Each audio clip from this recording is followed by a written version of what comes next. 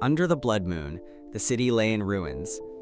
Deep within its skeletal remains, a desperate chase unfolds. They had to seal the door.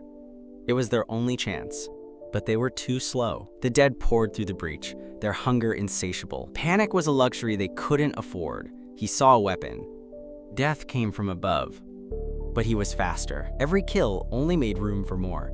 Together they fought to hold the line. The horde's weight was immense, its strength overwhelming. He drove the pipe home, a desperate final lock. It wasn't enough. The barricade shattered, sending them flying.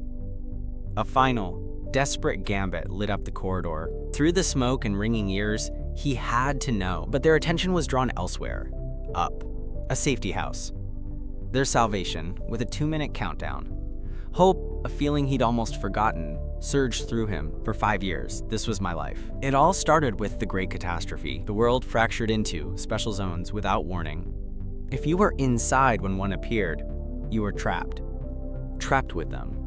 Failed to reach a safety house in time, and you joined the horde. But some of us fought back, clearing zone after zone, chasing the ultimate prize, the Grand Slam. And now, we were at the final stage. Level 100. My team and I, the 6 strongest survivors, were about to make history. Just reach that safety house, and I would be the first to achieve it. But standing in my way was her. I froze. This was something new. She moved with impossible speed, her strike sending me reeling.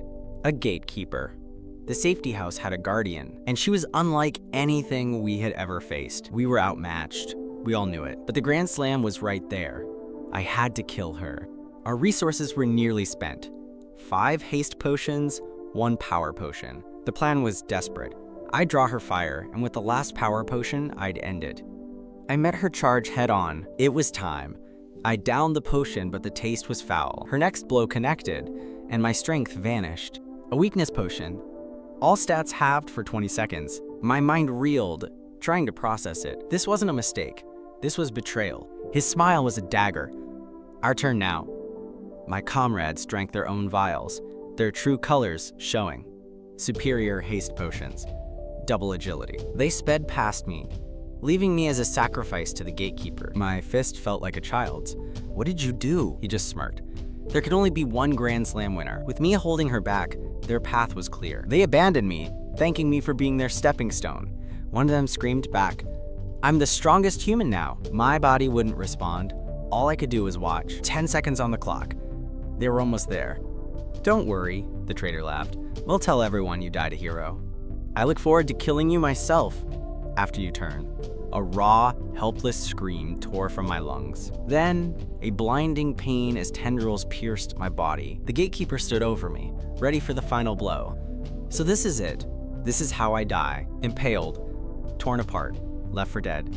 As the special zone collapsed, the infection began to take me. I could feel my humanity slipping away. But even as a monster, I would hunt them down. I would have my revenge. Then, nothing. I wasn't a zombie. I was falling. Is this death? My consciousness fading into an endless void? I gave up. A pathetic end for a pathetic life. I was always just a loser. But in the silence, I heard something. Was it laughter? Mocking me even at the end. Memory surfaced. Painful. Familiar. I was there. Powerless to stop it. High school. Another lifetime of being weak. But this wasn't a memory. I was here. I recognized the scene. I'd lived it all before. The threats, the fear. It was all the same. The school rooftop, my personal hell. This wasn't my life flashing before my eyes. The pain was real. And then, the betrayal. The one who called himself my friend sold me out. He called me Ichijo. This was 5 years ago. Before the Great Catastrophe. I had to be sure. What's the date? The bully, Mineta, just laughed. Are you stupid? He thought it was a trick to hide my money. He reached for my bag and met my fist. The shock on their faces was worth the 5-year wait. His friends rushed in. They met the same fate. No one could believe it. The victim was fighting back. Their world was turned upside down. The loser Ichijo was dead. This life would be different. This was Mineta Ippei. In my previous life, he was the king of this rotten school. His family's Yakuza ties meant the teachers looked the other way. And as an orphan, I was the perfect, silent victim. He'd take everything I had, then demand more.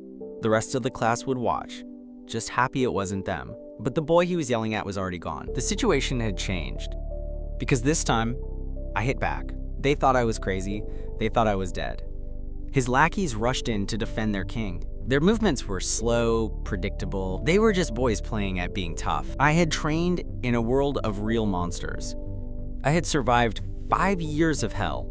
Death was an old acquaintance. These scars told my story. His attack was an insult. Every punch was fueled by the memory of betrayal. I'd learned the hard way that humans could be far worse than any zombie. And these bullies were no different from the comrades who left me to die. A friend who sold me out for a few dollars couldn't believe his eyes. Mineta tried to dismiss it, to reclaim his power through words. He lunged, screaming, throwing a punch filled with rage and fear. But his attack was meaningless. I stopped his best shot without even flinching. He expected to see fear in my eyes. All he found was the cold, hard glint of a killer. The hunter was now the prey, and he finally understood. My knee met his stomach, and his reign was over. The crowd that once watched in silence now trembled in fear. My body was still weak, not yet returned to its full power, but it was more than enough for them. Where did the others run? Cowards, always the first to flee when the odds turn. And then there was him, the one who sold me out. He thought he could just walk away. His excuses were pathetic. I had another debt to settle. He finally understood what it felt like to be prey. The clock was ticking. 1 month until the world ended. In the classroom, the balance of power had shifted. He knew his place now. My strength was only at 30%, but it would be enough for now. More importantly, I had knowledge. I knew what was coming, and I had an ace up my sleeve. My inventory, it came back with me. My level was reset to 1, but the space itself was still mine. Soon, the sky would burn, and the special zones would descend. Chaos would reign. Humanity would turn on itself for scraps. To give us a fighting chance, the world granted everyone an inventory. A small, personal space to store what you could scavenge. But mine was built over 5 years of survival. Even at level 1, it was vast. With my knowledge of the future, I could get the money I needed to expand it even further. My growth would be unstoppable. The weak boy they knew is gone forever. And this time, I will have my revenge. In the city's shadows, debts were being collected. The crack of a bat against bone was a familiar sound here. But the boss wasn't finished with him yet. The lesson wasn't over. Then, a report came in from the schoolyard. Someone had disrupted their business. Mineta stood before his older brother, trembling. Failure was not tolerated. Weakness was a sin. Coming back empty-handed was an insult.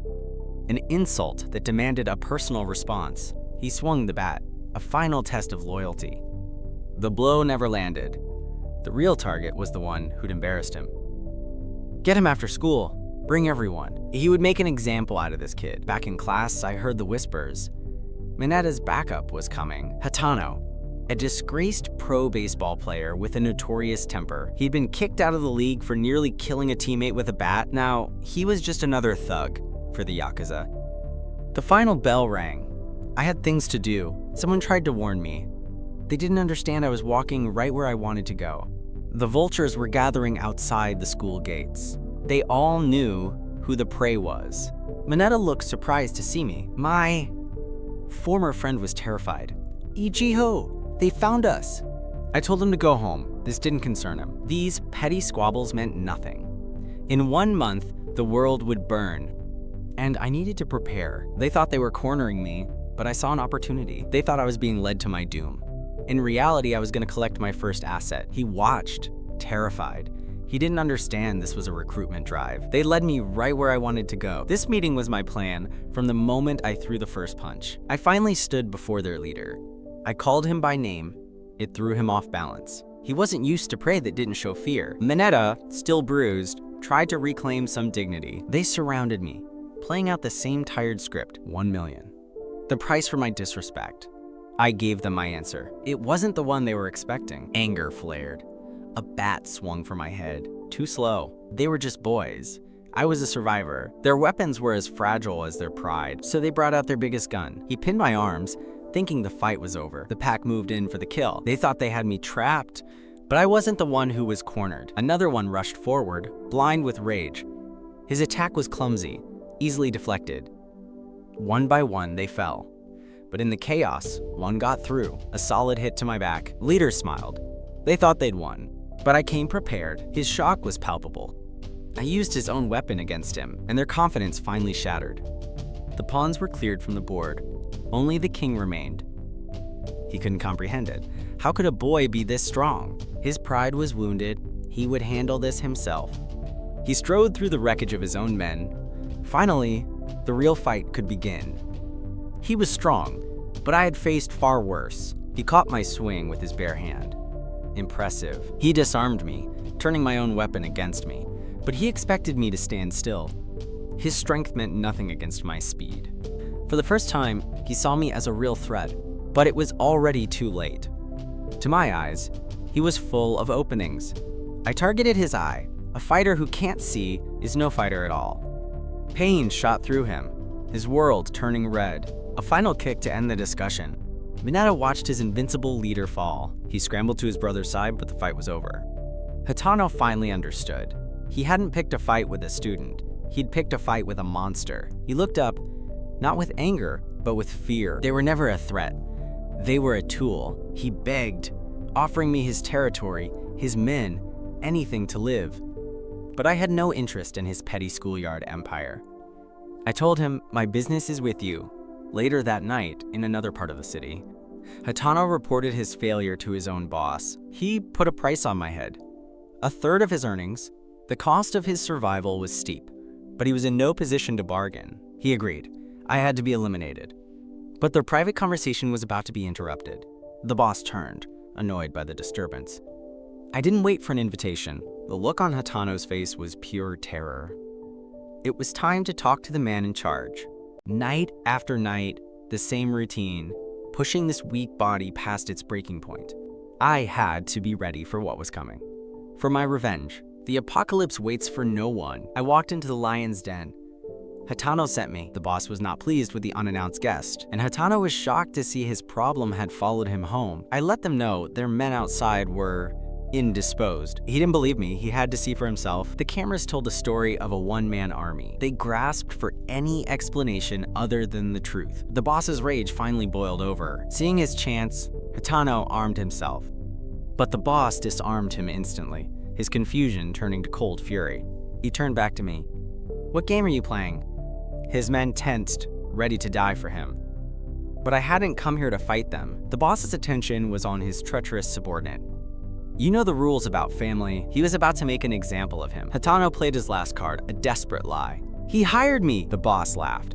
Hatano had just given him the perfect excuse to take everything. There would be no mercy. He brought the bottle down, settling the internal dispute. Hatano's gambit had failed. His game was over. As the wolves turned on each other, I watched. Everything was going according to plan. The boss was busy cleaning his own house. He never saw me coming. His men were no obstacle. My fist clenched. Time to finish this. I ended their power struggle in a single move. The room fell silent. The two leaders were down. They couldn't believe it. I just adjusted my cap. The order was given. Get him! The whole room came at me at once. Their biggest man threw the first punch. It was nothing. I sent him to the floor. Then it was time to move. One after another they came. They finally managed to grab me, thinking it was over. The rest moved in for the final blow. But I used their own men against them. They were clumsy, predictable. I broke the hold with a nearby bottle and kept moving. No time to waste. They were just obstacles. A dance of violence I had perfected over 5 years. The blue-haired man watched his entire force crumble. Fear began to set in among the last ones standing. He realized I couldn't be allowed to walk out of here alive. I felt a shift in the room, a new kind of danger, a clatter on the floor. A gun. But Hatano stopped him. An unexpected intervention. Even a thug like him had a line, no guns on a kid. The blue-haired man didn't share his sentiment. This was perfect. Hatano was creating the chaos I needed. The blue-haired man decided to eliminate the obstacle. I'll kill you first. In that moment, Hatano realized he'd crossed a line he couldn't uncross. The organization would never take him back. He fought back. knowing his only chance of survival was me. Hatano made his choice. Beaten and cornered, the blue-haired man saw his last resort. He grabbed the gun, screaming with desperate rage. Hatano cursed. This had gone too far. The man laughed, believing the gun made him a god. He never got a shot off. The dust settled. The former boss could only complain as his empire crumbled around him. Hatano looked at me, trying to understand his role in all this. I told him the truth. He was just in the right place at the right time. I offered him the territory. He would be my face, my puppet. He worried about retaliation from the organization. He was thinking too small. The plan was simple. He would be the new big brother, and his first job was to get me cash. He was in too deep to refuse. He poured a drink, sealing his fate. To our new partnership. Then I told him I was still in high school. He didn't believe me. He asked if I had any money. I reached into his pocket. For a moment, he thought I was robbing him. I pulled out just enough for a taxi and handed it to him. The look on his face was priceless. His new boss was broke. But I had no time for pleasantries. I needed to know our assets. He had about 50 men he could call on, specialists in cleanup, and they had guns. That would be useful, but they were low on the totem pole. With little funding, he laid out the hierarchy. Ogane Ren and Kawase Teruhisa, the men above him. And at the top, Koyanagi Tatsuya, who collected his tribute at an upcoming birthday party, our first major target. I told him not to worry. I'd get him to the top soon enough. He seemed relieved. He'd half expected me to run. Then I told him I didn't have a phone. His exasperation was amusing. He was beginning to understand I played by different rules. I asked if he needed help with the bodies. He'd already called his people. He was learning his role. The cleanup crew arrived, shocked by the carnage. Hatano greeted them calmly. They stared at the room full of bodies, unable to comprehend what had happened. Among them was a familiar face. Mineta. His world was about to get a lot bigger. My work here was done for the night, but Hatano stopped me. Our business was just beginning. Hatano called his little brother over. Mineta scurried, eager to please his new master. Hatano had an idea. He needed a phone. Mineta was quick to offer his. He handed it to me, already programmed with his contact info. I took it. A necessary tool. He was already getting comfortable in his new role, asking how many men I needed. He didn't understand the kind of war one was fighting. I don't need men. I just need you to do as you're told. My tone left no room for argument. The cleanup crew whispered amongst themselves, unable to believe their eyes. But Hatano had seen the truth in my eyes. He knew I still didn't trust him. My first order came via text. A plan to hit a casino. He thought I was insane. Later, walking through the city, I heard a familiar name. The crowd fawned over him. A celebrity. A monster. They saw a hero. I saw a target. I needed no comrades on this path. There was only one goal: revenge. Ijuin Nozomi, the man who led the betrayal. In my past life, he and the others used the apocalypse to build an empire on the bones of the dead. Now, they were untouchable, and I was just a high school kid. But I have knowledge. I will gather my own power and tear their world down before it even begins.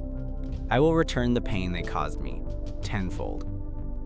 Lost in thought, I almost missed my bus. A woman's voice snapped me back to reality.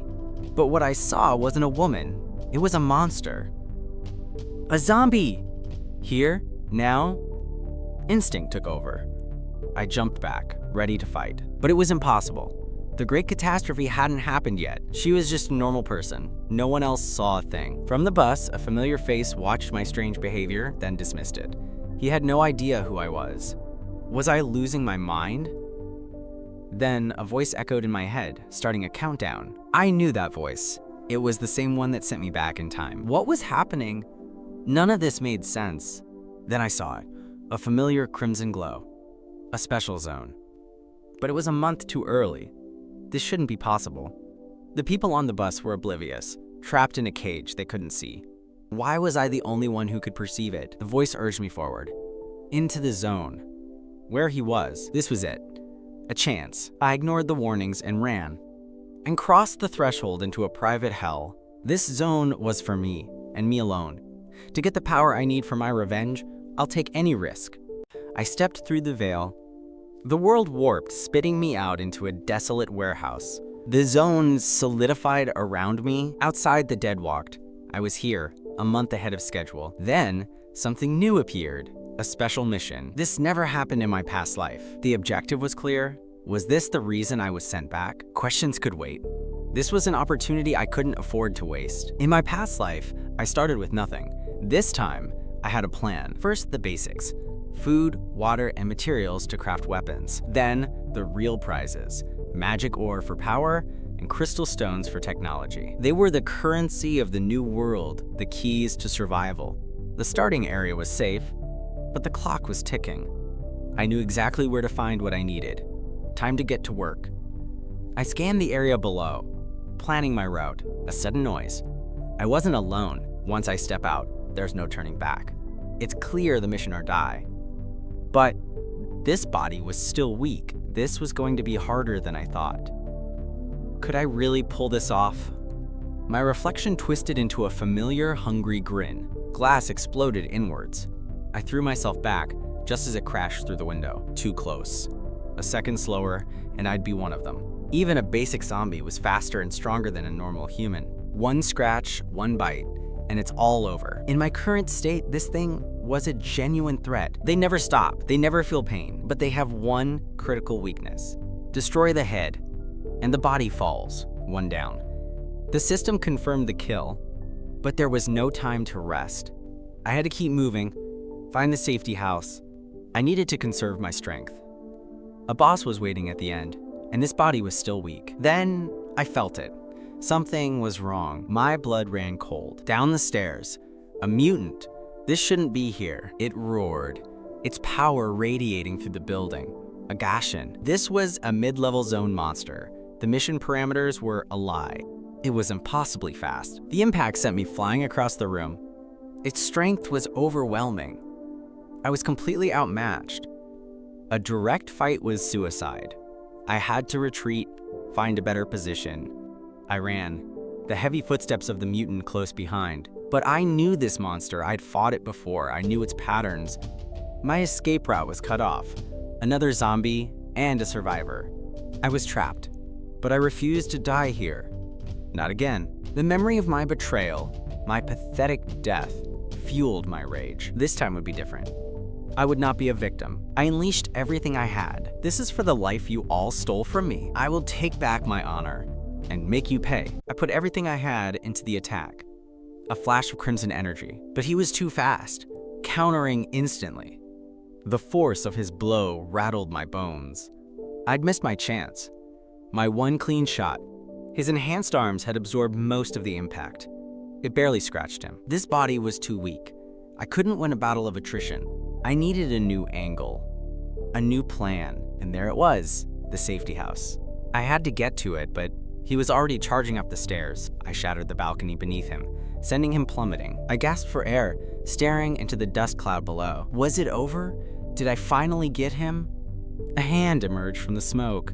He was still coming. The damn thing was persistent. I fled up the stairs, needing space, but my path was blocked. More of them. They swarmed, their hunger a deafening roar. I blocked the first attack and found myself a temporary shield. If they wanted to eat, they could eat their own. Suddenly, a blast of yellow light. I wasn't alone. The other survivor, he could fight. His intervention only drew more of the horde towards us. We fought back to back, a temporary, desperate alliance. I gathered my strength for one big swing and cleared a path. In the chaos, the Gashan was trying to escape. I wasn't letting him get away. A direct hit, the blast stopped him cold. Now he was angry. It regrouped, scanning the battlefield from above. My resources were dwindling. This wasn't enough, but every step, no matter how small, was a step towards my revenge. I grabbed the kit. The safety house was my only option. A flash of red.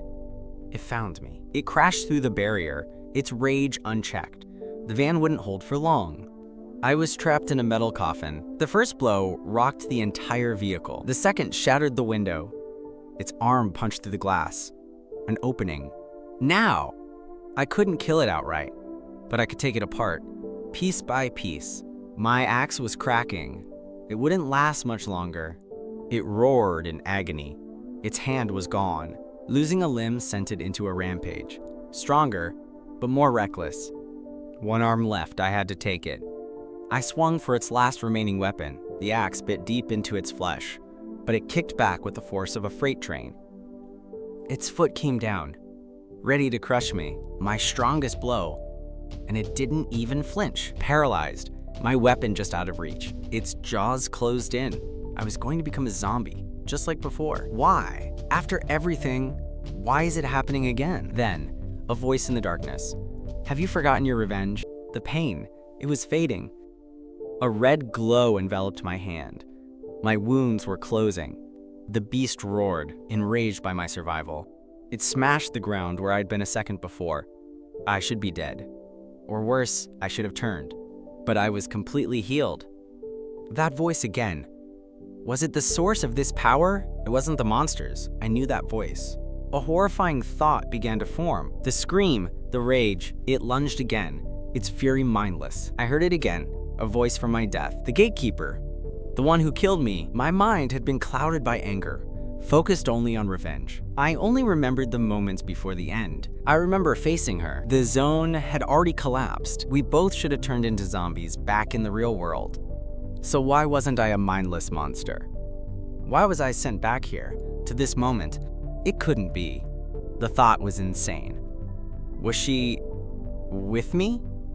Impossible. She couldn't exist in this world. But it was the only explanation. My grip tightened on the axe. She's inside me. She must have entered my soul right before I was reborn, seeing the zone, the hallucinations, this power. It was never mine. It's hers. If this is what it takes to survive, can I even call myself human anymore? But it didn't matter. I blocked its stomp with my bare hand. This power, it's the only reason I'm still alive. How ironic. Using the power of a zombie, the very thing I've hated for 5 years. But for my revenge, I'll become a monster. I surrendered my body to the entity within, and it answered. A blade of pure crystal erupted from my arm. I cut through the beast with her power, and finished it with my own rage. My eyes burned with a new purpose. Nozomi and the other 4, I'm coming for you. The Gashin was dead. Exhausted, I dragged myself to the exit gate. Time to collect my reward. The light consumed me. I arrived in the reward room. Just like my past life. I opened the box. A beginner magic stone. But there were more. A whole briefcase full. The rewards were far greater this time. No time to waste. I needed to upgrade my inventory. The system responded to my will. The stones were consumed, fueling my growth. Inventory grade, level 3. 5 new slots. A small but crucial advantage. Back in the real world, I knew these stones were the key to preparing for the coming months. A 5-fold increase in rewards. This changes everything. But there was one more item to check. A crystal containing the zombie virus, the base ingredient for powerful potions, and a weapon that could turn any human into one of them. A woman's scream cut through my thoughts. Trouble. It always finds you. This crystal, a dangerous tool, and a perfect opportunity to test it. I approached, unseen. A simple punch was enough to create a distraction. He turned his anger on me, just as I'd planned. It gave the woman the opening she needed to escape. Left alone, he was just a pathetic drunk. He walked away, complaining about the taste of his drink. The virus was already at work. The next morning, the alley was a crime scene. The police struggled to keep the growing crowd at bay. Whispers spread about the body, how it was found in an abnormal state. Special investigators were called to the scene. Mr. Kurizono and his partner were briefed as they arrived, but nothing could have prepared them for what they saw. The official story was simple. A drunkard's unfortunate accident. But Natsume Etsuoka, a researcher from the National Institute of Science, knew it was a lie. Alcohol poisoning didn't cause this. Her senior colleague, Kurizono, told her to let it go, but she'd found something. He shut her down, officially closing the case. He reminded her of her place. A trainee's evaluation depended on obedience. He had no time for inconvenient truths. She couldn't believe his indifference. Meanwhile, Hitano gave his report. The witness saw me with the victim. Everything was going according to plan. It was just a small experiment, I explained. The virus didn't create a zombie, not yet. But it was lethal. I watched her leave the crime scene. She was the next piece of the puzzle. In my past life, Natsume was a genius. a master potion maker whose own curiosity led to her death. This time, her skills would serve my revenge. She confronted Kurizono, but it was useless. If he wouldn't help, she'd find the truth herself. And I was waiting for her. She demanded to know who I was. I told her I was the student from the alley. I suggested we go somewhere more private. Hatano was less than thrilled to be summoned. Taking orders from a high school kid was taking a toll on his pride. We went up. He couldn't understand how I'd found this place, but his attention was quickly diverted. The lab was state-of-the-art. Natsume was speechless. Of course she was. In my past life, this was her sanctuary. I dismissed Hatano. This conversation was for her alone. He wondered what my angle was. He still didn't get it. The lab could wait. It was time to get down to business. I had something for her. This, I told her, is what killed that man in the alley, but I pulled it back. It was too dangerous to touch with bare hands. The warning was a challenge. Her researcher's instincts took over. She was smart. She knew there was more to this than a mysterious rock. I met her gaze, letting her see my conviction. I need you to analyze this stone. She still had questions. Why her? A mere trainee. Because she wasn't just a trainee, she was a once-in-a-generation genius. She realized I knew exactly who she was. What do you want me to do? I made my offer. Become one of my comrades. This lab, unlimited resources, it would all be hers. The choice was simple. Join me and see a new world, or walk away and forget this ever happened. Her entire future hung on this decision. But for a true researcher, there was only one choice. She would do anything to study the crystal. That was the yes I needed. Just as I expected, she was finally in her element. The crystal contained a virus that created the living dead by pushing the body past its limits. Two components, one that zombified and one that enhanced. Her mission was to separate them, to create pure potions of both. I asked if the body in the morgue would reanimate. She confirmed it would. I told her to focus on her work. I'd handle the rest, including her living arrangements. As I left, she asked for my name. Shinya Ichijo. I gave my orders. Mineta would stay and support her. Hatano was with me. We descended back to the world below. Hatano asked about our next move. But first, a correction. He would call me boss. The elevator doors opened. It was time to start the next phase. The casino boss was celebrating. He had no idea his luck was about to run out. Renogane learned the language of violence early. He used it to claw his way to the top of the organization. From his skyscraper, he ruled a kingdom of casinos and nightclubs. A world built on false hope and desperation. Every gambler believed they were one spin away from a new life. But victory was an illusion few ever grasped. They always came back, chasing the loss. For those who couldn't pay, Ogan had other games. This one was called 4. He enjoyed a bit of sport with his debtors. The man begged for more time. Ogan smiled. The debt was now 10 million yen. He protested the impossible interest, then they threatened his daughter. His rage was useless. Ogane teed up for the final shot. His men watched, unmoved. The new price was 16 million. And a finger. This was the business of Renogan. His game was interrupted. Hatano was here. My new puppet didn't bother knocking. Ogane was amused. Let them in. They stood over the wreckage of Ogan's last meeting. Ogan got straight to the point. What do you want? I'm here about a birthday present for the boss, Hatano said. Ogane saw his opening. He offered help for a price. Hatano's domain. Hatano refused. He'd bled for that territory. Ogane dismissed him. A foolish, sentimental boy. He had wanted that domain for years. This was his chance. But Hatano wasn't the same man Ogane remembered. He had new backing. He remembered my instructions. Don't worry about the numbers, just follow my lead. This isn't a war, I told him. It's a diversion. He didn't like it, but he was in too deep to argue. He played his part, pretending to write a demand. Then he lunged, screaming the signal for the attack. Ogane's bodyguard was fast, intercepting the strike instantly. Hatano feigned surprise. The bodyguard was better than expected. The pencil snapped under the pressure. But the broken tip still found its mark. First blood, Ogane's men moved in for the kill. My men met their charge. The first guard went down hard. He got back up, blinded by rage, and ran straight into another fist. My blue-haired associate had been waiting for a real fight. Hatano watched. the controlled chaos threatening to boil over. Then, his eyes widened in shock. My masked companion was brutally efficient. He warned Hitano to stay focused. This was just the beginning. Ogan's top enforcer finally made his move. He swung his club like a madman. He brought it down for the finishing blow, but I was already there, waiting. Steel met steel with a deafening crash. His swing was stopped cold. He stared, not just at my strength, but at my white hair. The force of the block shattered my mask. He couldn't comprehend where I came from. Hitano shouted my name, but I waved him off. After fighting monsters, this thug felt like he was moving in slow motion. Ogan had seen enough. He called off his dog. The amusement in his eyes was gone, replaced by cold fury. He gave the final order. Kill them all. Ogain's men swarmed us, a wave of cheap suits in desperation. But Hitano wasn't the boy Ogane remembered. He met their fury with his own, pipe against pipe. He crippled the first man's advance with a single, precise kick.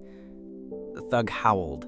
His confidence shattered along with his knee. Hitano didn't give him a moment to recover. He was a whirlwind of controlled violence. The fight was over before the man hit the floor. Ogain's lieutenant couldn't believe his eyes. His men were being dismantled. He desperately called for backup.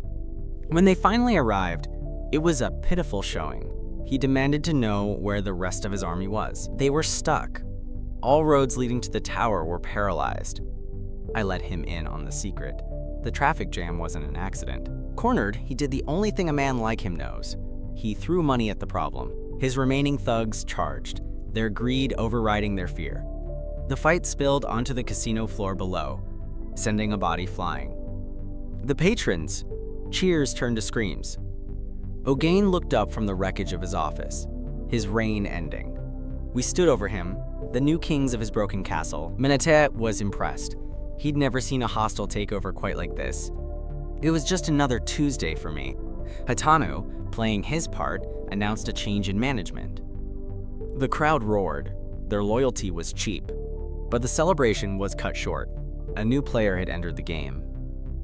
Ijuin, he arrived with an entourage that silenced the room. He wasn't impressed by our little coup. He offered Hitano a partnership, an interesting and dangerous proposition. Hitano, still riding the high of his victory, didn't appreciate the condescending tone. The man's eye began to glow, a sinister, inhuman light.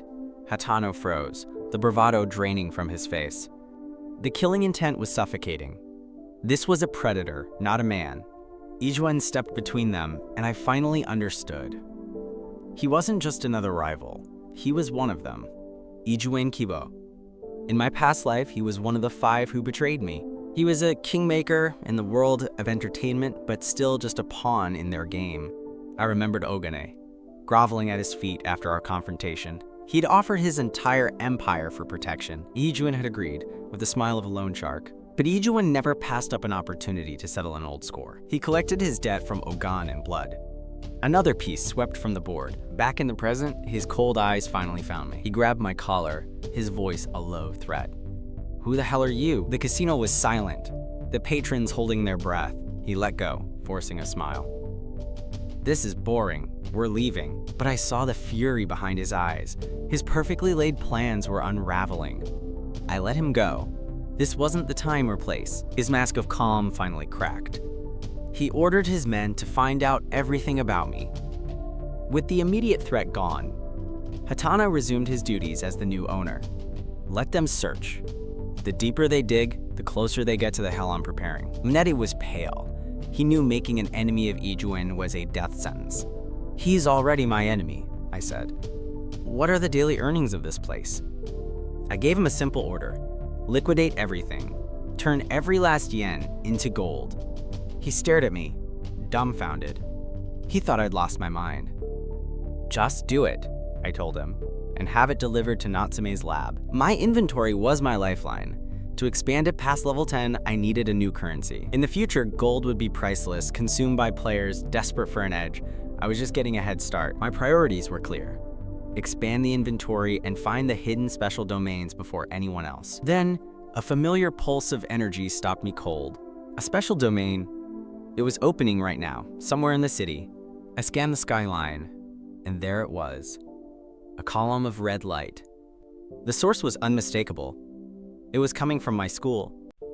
I returned to school the next day, a necessary evil. The classroom was buzzing with rumors about my disappearance.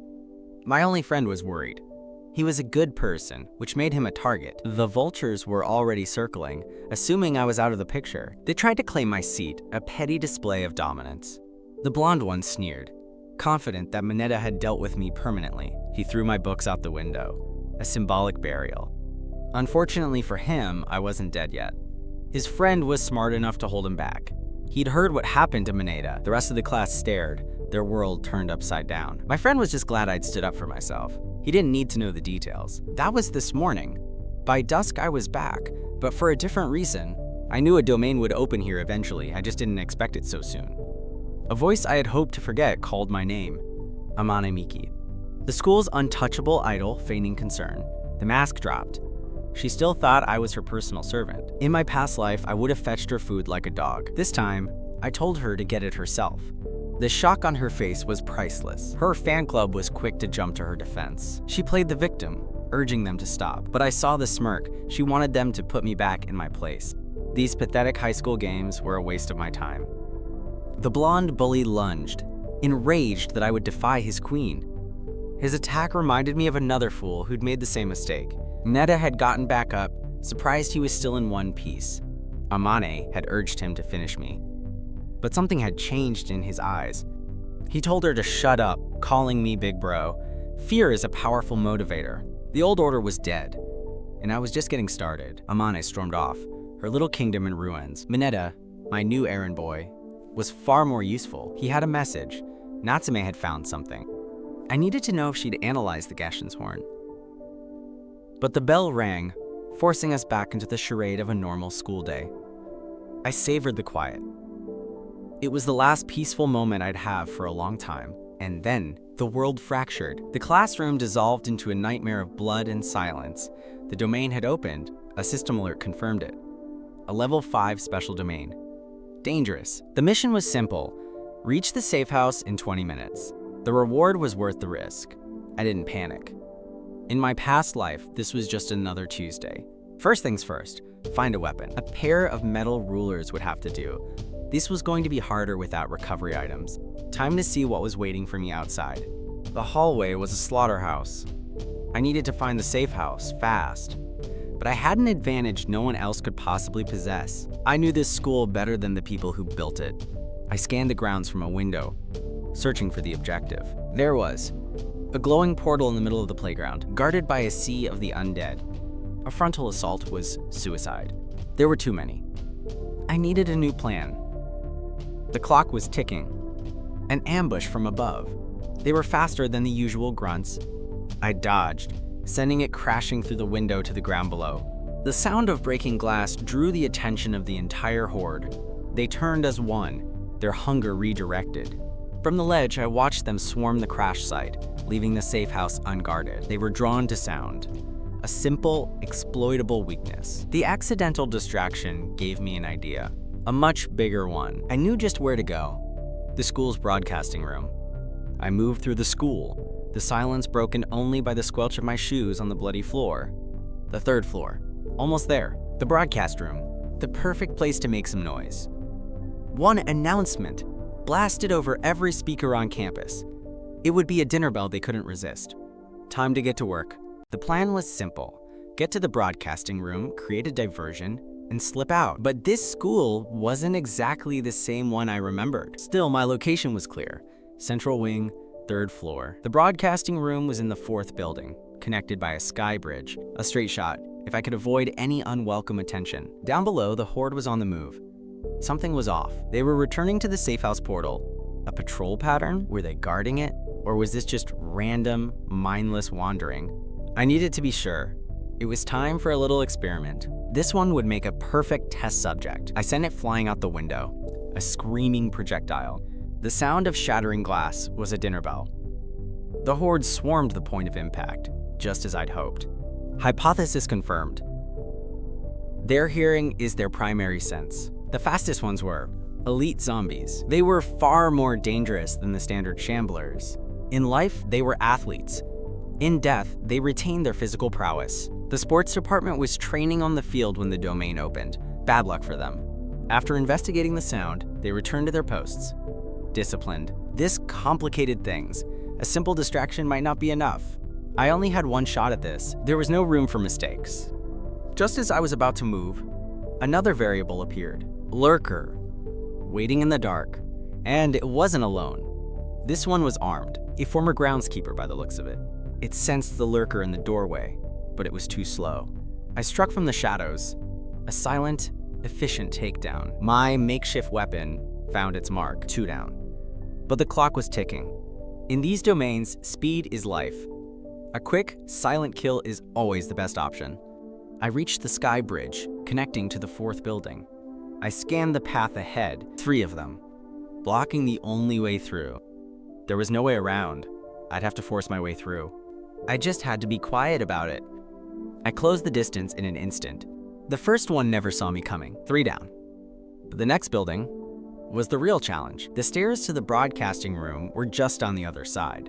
I slipped inside, senses on high alert. This building's layout was more complex, perfect for an ambush. I was out of time for a perfect plan. I had to improvise. But I wasn't the only one lurking in the dark. The shadow fell over me, a hulking mass of muscle and rage. The blow sent me flying. The power was immense. I looked up from the floor.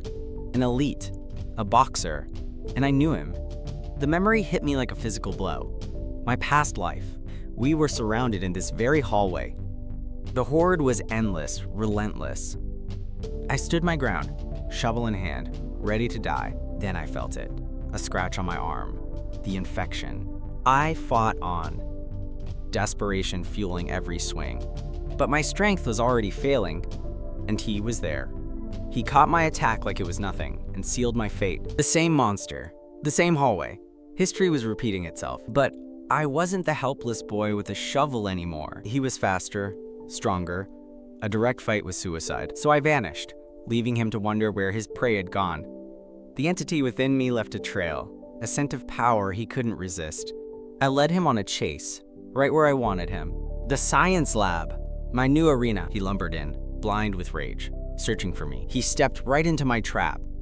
The room was filled with flammable chemicals and combustible materials. He smashed a lab table, thinking he'd found me, and ignited the trap. Meanwhile, Natsume was wrestling with her own puzzle. The virus in the crystal was unlike anything she'd ever seen. A fusion of 2 opposing forces. No database, no research paper held a single clue to its origin. She looked at the samples I'd given her.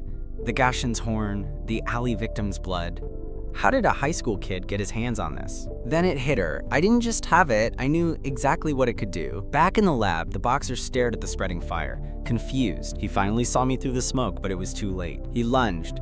A predictable, furious attack. I had found my old shovel. This time, I would finish it. The power of the entity surged through me, meeting his jaw with shattering force. The monster that killed me was sent flying through the flames. This wasn't just survival. It was vengeance. The blood I'd spilled to lure him wasn't mine. It was bait, drawn from the bodies in the hall. With these samples, I could create more diversions. No need to fight every battle. But admiring my work, wasted time. I had to get to the broadcast room.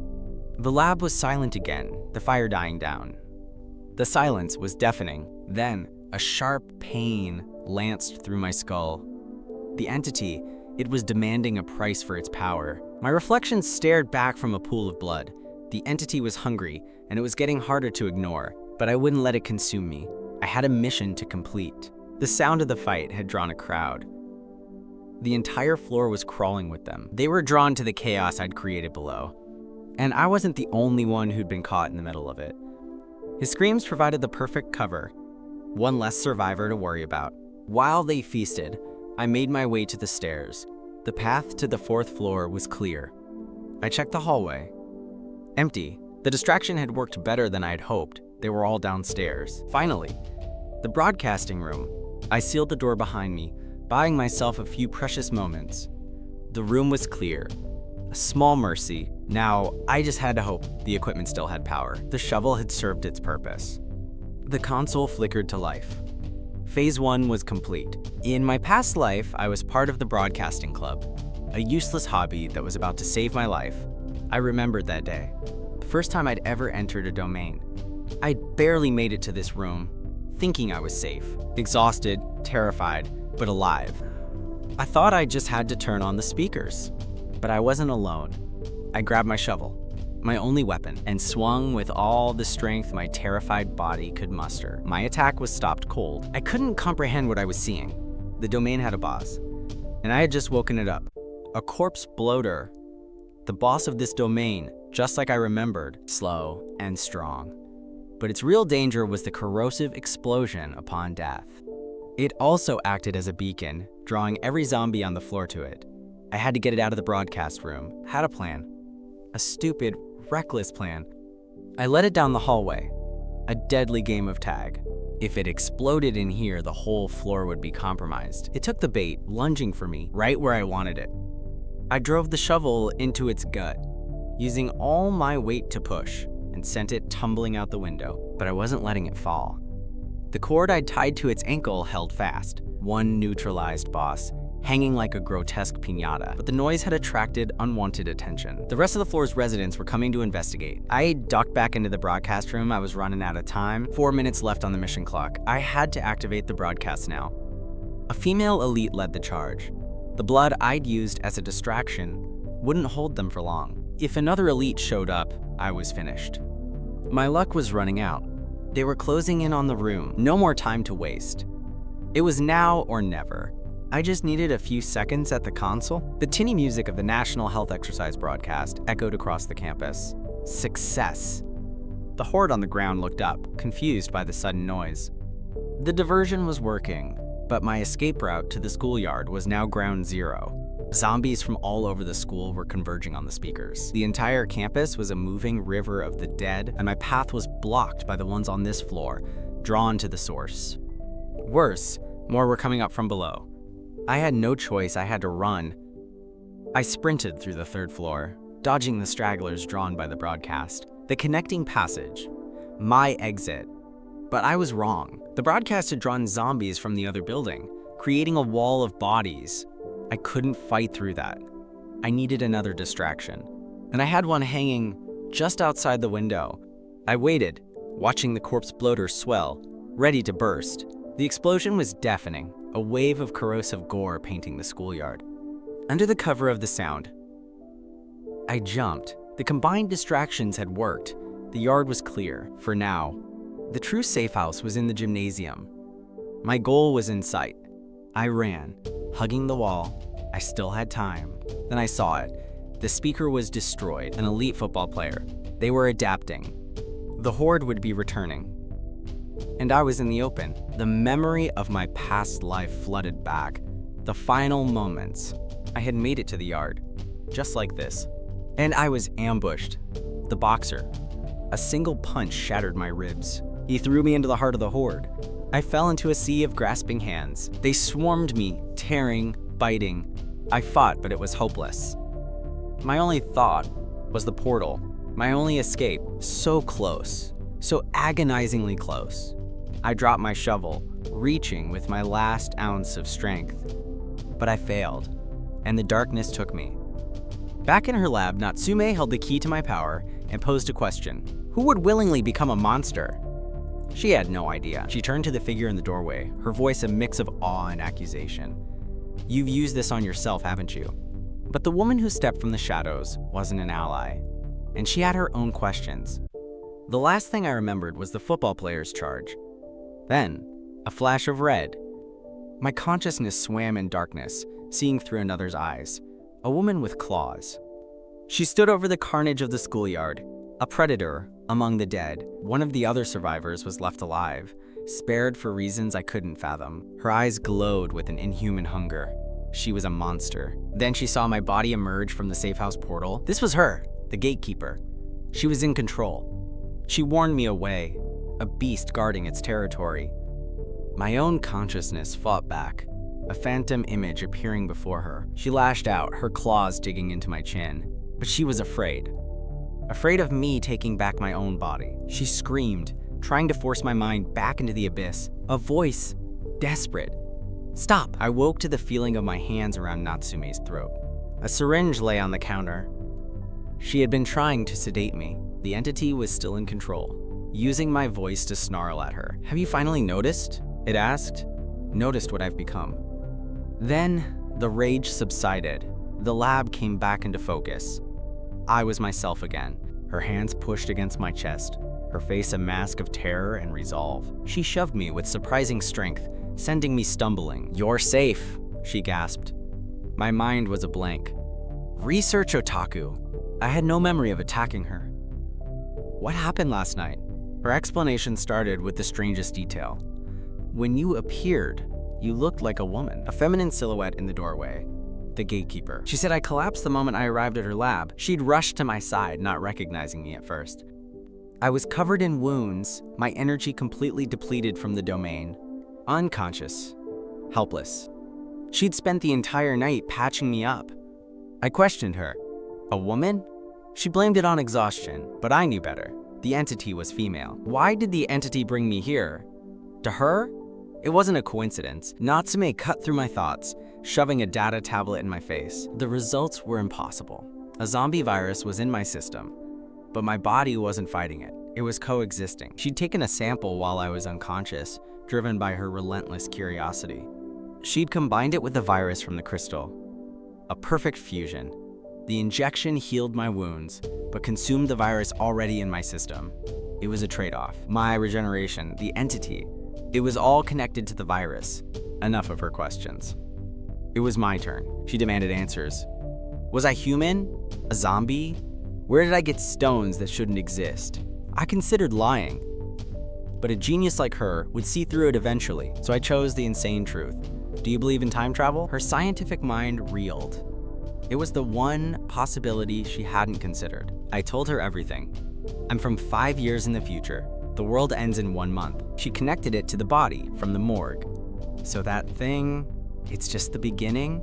I explained the special zones, the gates to hell that would swallow the world. Words weren't enough. I needed to show her.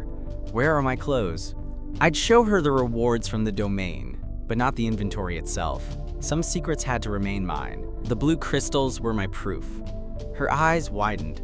She knew they were impossible. "What do you want me to do with these?" she asked, her voice trembling with excitement. She explained the limits of her previous work. The potions were crude, impure, but with the crystal I'd given her, she'd created a 90% pure power potion. A breakthrough. She believed me now. And her next question was personal. "What about me? In the future?" I picked up the potion. There was no easy way to say this. "You're dead." She flinched. I clarified that we never met in my timeline. "It wasn't a zombie," I told her. "You died from your own experiments." She wasn't sad. She seemed to understand, even respect, her future self's fatal dedication. "That won't happen this time," I promised. "I'll protect you." That was all she needed. Her loyalty was absolute now. She shot up from her chair, her intensity startling me. Her enthusiasm was concerning. But we were interrupted. My new subordinates had arrived with the first delivery. The gold was heavy. Their complaints were louder. They walked in on Natsume's unique method of checking my vitals. Hatano had the decency to be embarrassed. Mineta was just confused. He dragged his partner away before he could ask any more questions. With the supplies here, it was time to move to the next phase. I offered Hatano the power potion, a reward for his service, and a test of his loyalty. He was hesitant, smart enough to know that power always comes with a price, but he trusted me. He drank it without another word. The potion hit him like a lightning strike, his body erupting in raw energy.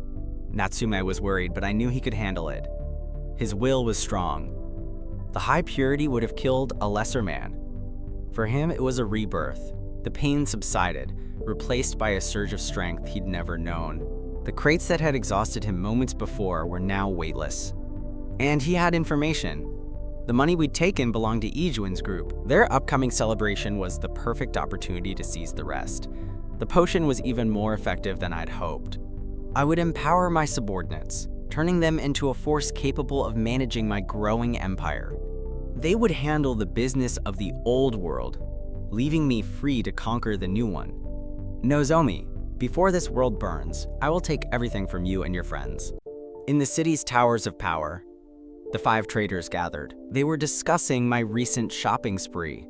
Though they didn't know it was me, they couldn't fathom who had the resources to buy up all the physical gold on the market in a single day. My insistence on bullion, not paper, had them on edge. Ijuin's subordinate, Rick, saw only an opportunity for profit. He couldn't understand his boss's hesitation, but Ijuin was cautious. He sensed a shift in the world, a reason to hoard what truly had value. Then she spoke, her voice like ice.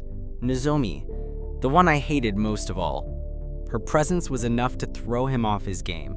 A rare crack in his perfect facade. Rick continued to argue, a fool blind to the coming storm. But he knew his place.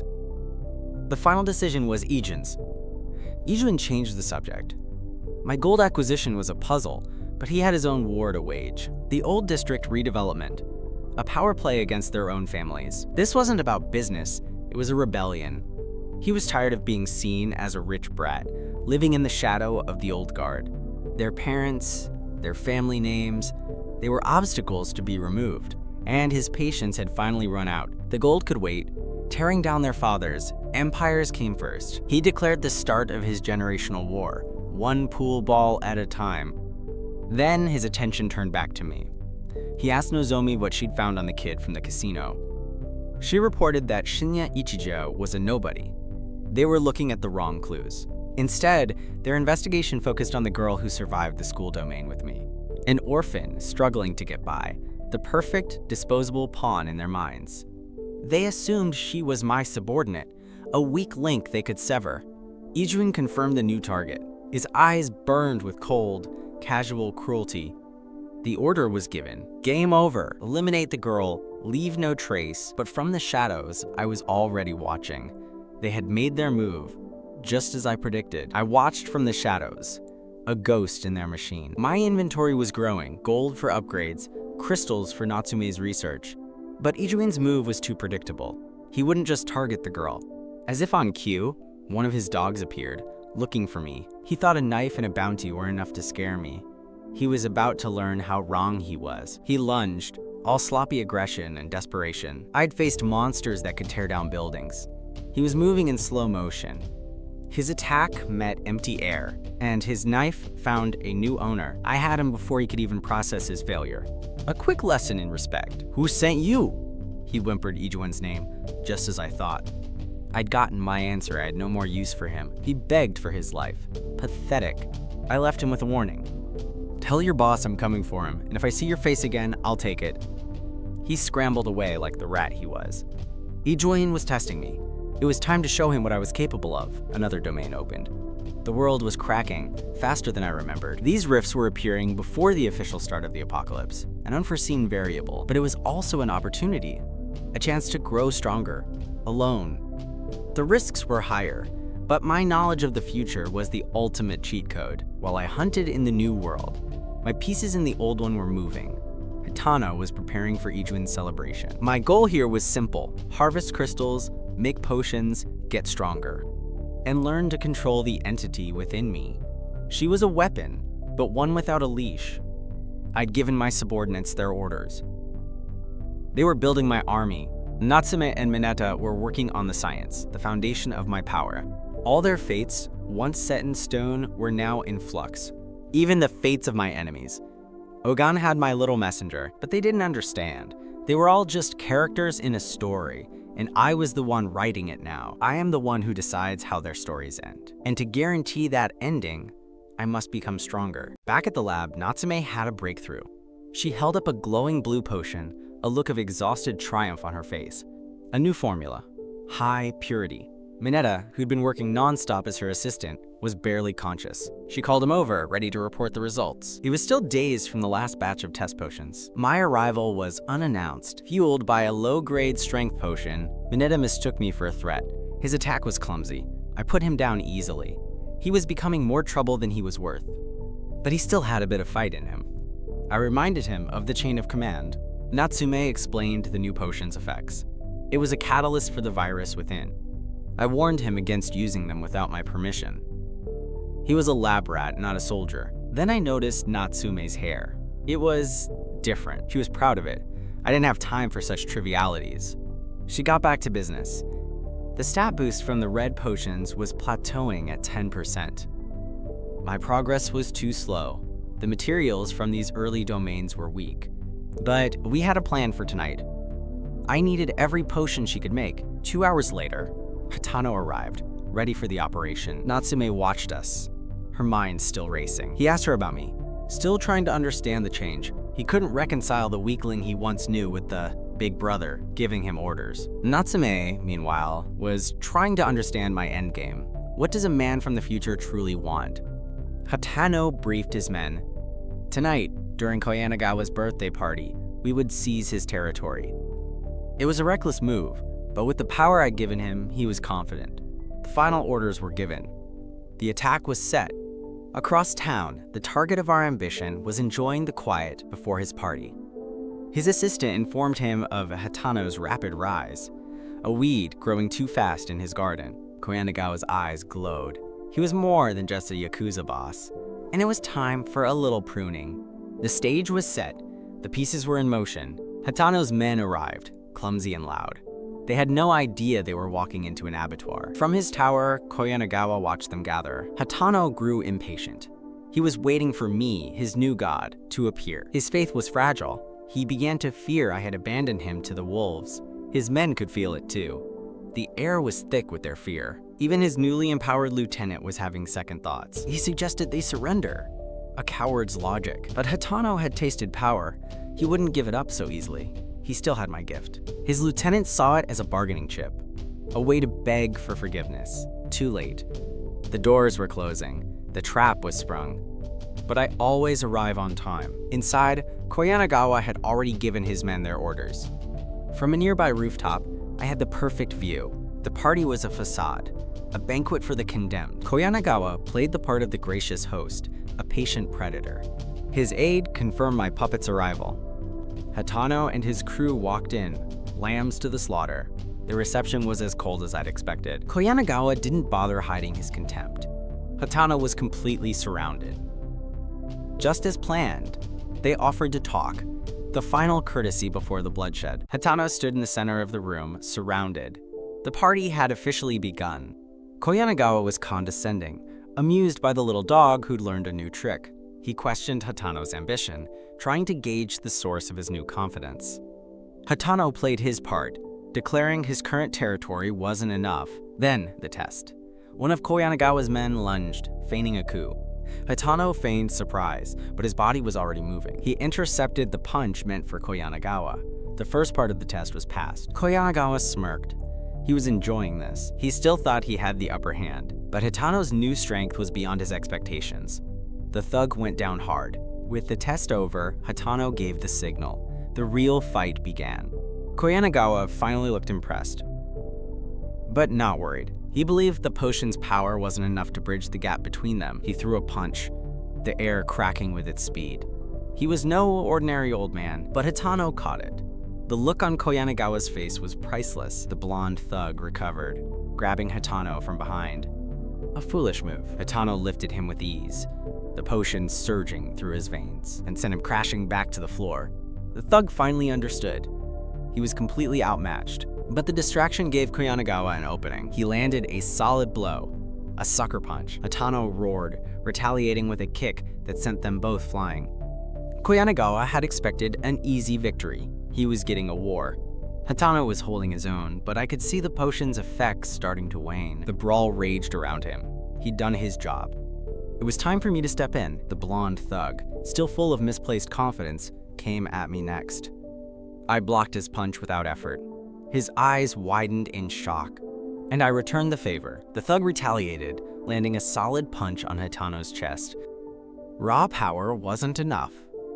The thug's experience showed, locking Hatano in an unbreakable hold. He threw my puppet across the room like a toy. Lying in the wreckage, Hatano's confidence began to crack.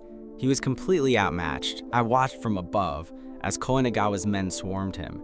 He needed to feel true despair. He thought about surrendering, giving them the potion to save his own skin. Koyanagawa gave the order, "Finish him." The blonde thug offered him one last chance. Join them or die. Hatano weighed his pathetic life against the power I'd shown him. He made his choice. Enraged by the defiance, the thug moved in for the kill. Hatano reached for the second potion. A desperate, fatal mistake. But the killing blow never came. My other piece entered the board. "Sorry I'm late." The blue-haired brawler stopped the attack cold. The thug couldn't believe his strength. A single palm strike sent a shockwave through his chest. He warned Hitano. A second dose would have been lethal. The realization dawned on Hitano. This wasn't a raid. It was an audition. After the fight, I explained it to him. The timing, the attack, it was all my design. He admitted he'd been ready to betray Koyanagawa from the start. Siding with me was simply the better bet. Battered and broken, he pledged his absolute loyalty. I smiled. He had passed the test. He was now truly mine. Koyanagawa was furious, realizing he'd been completely outmaneuvered. My 2 lieutenants now stood against him, a declaration of war in the heart of his own party. The old man's amusement was gone, replaced by the cold fury of a cornered beast. I gave the final order. Leave no one alive. Koyanagawa's men stared. Their top fighter, Kuage, was down in a single blow. My blue-haired associate couldn't believe it. He'd never seen power like this from a student. He grabbed Hitano, a wide grin spreading across his bruised face. He knew the real party was just getting started. The next man went down just as easily. Another challenger stepped up, insulted he had to fight a high schooler. I told him he wouldn't be fighting for long. He roared, telling me not to underestimate him. His lunge was fast, powerful, and utterly predictable. I ducked under his punch without a second thought. I was simply mapping his movements, learning his rhythm. He came at me again, all fury and wasted energy. He screamed in frustration, demanding to know why I was only dodging. Hitano watched in disbelief. Even with a potion, he couldn't touch this man, and I was treating him like a child. Koyanagawa watched, his amusement turning to calculation. From their table, Ijuin's group watched in silence. This wasn't on their agenda. The fighter's pride was wounded. 40 years of climbing the ladder, all threatened by a kid who came from nowhere. He put everything into his next punch. Koyanagawa saw this as the final test, a true measure of strength. He gave his dog an ultimatum: win in the next minute or be put down. I stopped his punch with one hand. He called me a monster. The hope died in his eyes. He knew he'd failed. In a final, desperate act, he threw a table at me. I kicked it into splinters. Playtime was over. He stared in horror. He finally understood the gap between us. I gave him one last look. "Is that all you've got?" My punch sent him flying through the wall. Koyanagawa's composure finally broke. His strongest piece was off the board. He roared, offering a promotion to whoever brought him my head. His army of thugs charged, their greed overriding their fear. Let them come, I was just getting warmed up. They came at me with knives and pipes. They thought numbers would save them. It was like swatting flies. Koyanagawa finally saw it, the look of a man realizing he's not at the top of the food chain. With his army broken, he wanted to talk. He thought his life was something to be negotiated. His threats were empty, the last gasps of a dying king. I wasn't interested in a conversation. The knife silenced him. His last thought was of his pride, wounded by a high school kid. Pathetic. The room was quiet. The deed was done. The other guests, the ones who thought they were safe in their towers, stared in shock. Hitano looked at me, a new kind of fear in his eyes. Not of me, but of what I was capable of. I got his attention. It was time for the final act. The power vacuum needed to be filled. A man who ruled for decades, taken down in less than a week.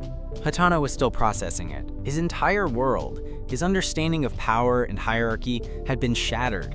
I announced the change in management to the stunned room. I had made him a promise. It was time to deliver. He stepped forward, no longer a subordinate, and claimed his new throne. Ijuin's redevelopment project, the first pillar of his empire, and the first one I would tear down. My new crew arrived right on schedule. They announced a change in local management. The foreman tried to appeal to their deadline, a fatal miscalculation. Hitano's man made their demands simple: pay up or shut down. The news traveled fast. Ijuin was not pleased to have his work interrupted. His associate relayed the details of the attack. He reported the attackers were Koyanagawa's men. Perfect. Ijuin's rage was predictable. He thought he was dealing with a ghost. He tried to handle it through official channels, assuming the old rules still applied. When that failed, his pragmatism won out. He decided to pay. But it wasn't about money. My message required a personal touch. His pride wouldn't let him send a subordinate.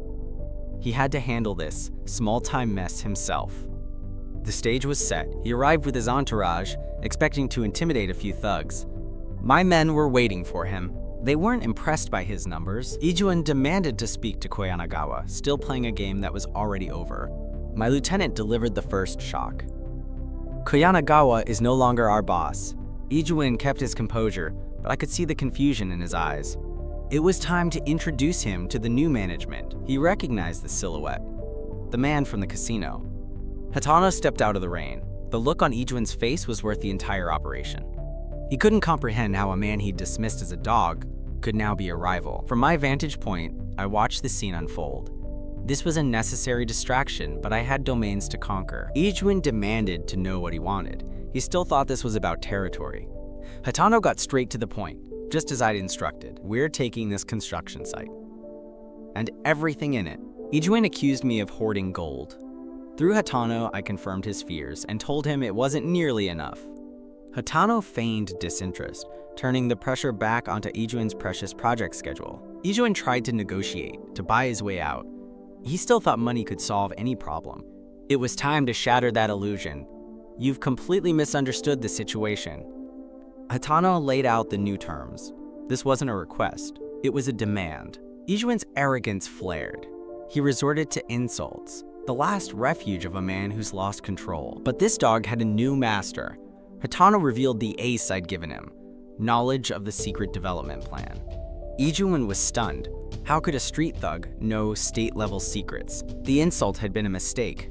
Hatano's patience was gone. Backed into a corner, Ijuin did the only thing he knew. He ordered his men to attack. The construction site erupted into a chaotic brawl in the pouring rain. Hatano, empowered by the potion, was a whirlwind of violence. But I wasn't just watching from the sidelines. It was time to get my hands dirty. Ijuin's top enforcer, Minagawa, came at me. I caught his punch without breaking a sweat. He was shocked. He thought his reputation alone was a weapon. I stepped into his space, letting him feel the pressure. Ijuin watched, his face a mask of confusion. Another unknown variable. Minagawa sneered, mistaking me for one of Ijuin's spoiled rich friends. He thought I was soft, protected. He grabbed me, intending to make an example of me, a fatal error in judgment. His punch was powerful, meant to crush bone. Mine was stronger. I grabbed his jacket, using his own momentum against him. A simple shoulder throw. He flew through the air, a mountain brought low. He crashed into the mud, defeated. Ijuin stared in disbelief. His strongest piece had just been taken off the board by a complete unknown. Minagawa lay broken in the mud. The fight was over. Ijuin screamed his name, refusing to believe his strongest man was down. I told him to save his breath. He was completely unconscious. Martial arts master, defeated in an instant. Ijuin's world was crumbling. I taunted him. Without his guard dog, he was just a rich kid playing in the rain. I could see the thought forming in his mind. He was going to run. The shock on his face when I called him out was pathetic. He immediately tried to bargain, offering money. The only solution he's ever known. I made my demand. I wanted the person responsible for the casino incident. He boasted about his family's power, promising he could meet any condition. He was still plotting, trying to turn my own men against me with the lure of wealth. Hatano was disgusted. He'd learned that money is worthless in the face of true power. I let my own hatred show. Men like him were a disease. He finally felt it. The killing intent. He panicked, begging Hatano to save him. We left him there in the rain. In the car, Hatano asked if it was a mistake to leave him alive. I assured him Ijuin would survive the beating. Death would be too kind. I had much more suffering planned for him. He would pay our protection fee. His project, his pride, demanded it. I knew him better than he knew himself. His ambition was a leash I now held. It was time to move on to the next phase. I asked for an update on the warehouse. Hatano had located it. The coordinates were on my screen. The first payment from Koyanagawa's coffers arrived. A credit card, loaded with seed money. $1 million. A drop in the bucket, but a start. Now, the real preparation could begin. First, I needed more storage. My level 3 inventory was full. I used the crystals from the school domain to upgrade it straight to level 10. A personal warehouse, a pocket dimension. Now I could start stockpiling for the end of the world. With the upgrade complete, I gave Hatano his next instructions. Just drive. I'm looking for someone. It didn't take long. There, stop the car. He pulled over, the rain streaking down the windows. I told him to go on without me. You and the others handle the collection. His only job was to make sure Ijuin paid every last yen. He drove off, leaving me to my own hunt. The rain washed over the city, but my target was clear. I saw her. The girl who survived the school domain with me. But what was she doing here? She was meeting a man in a suit. Someone from her past. This wasn't a chance encounter. It was a planned rendezvous. Kurozono, Natsume's former superior.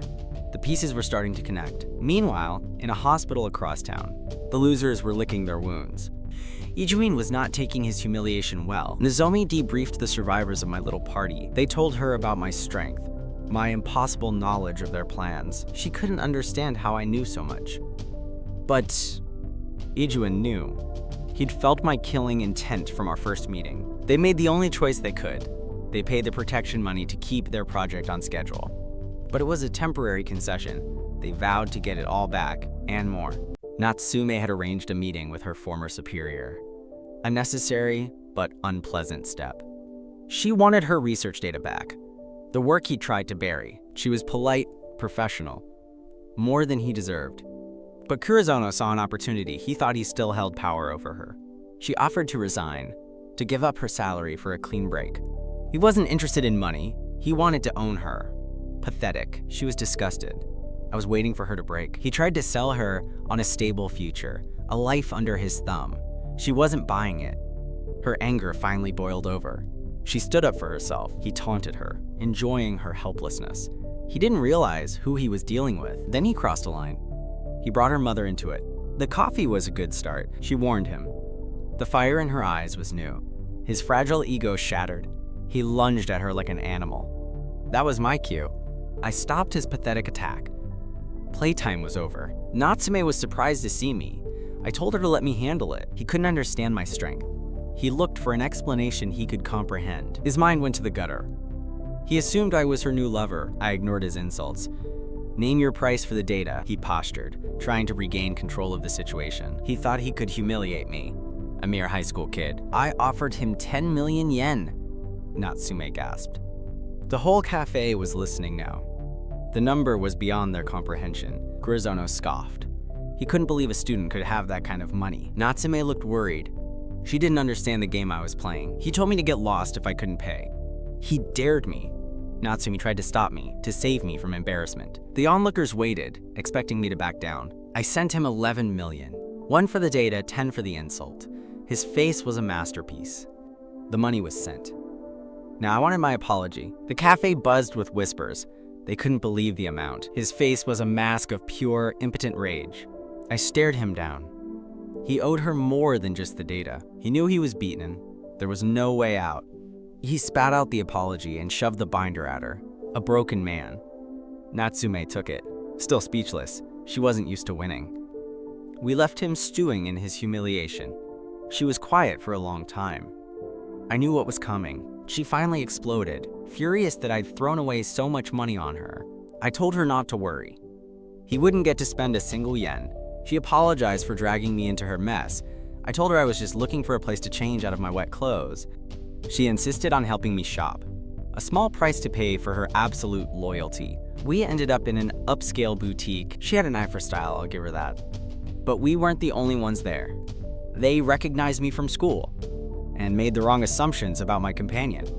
The new clothes were a good fit, a new look for a new life. They saw her pay.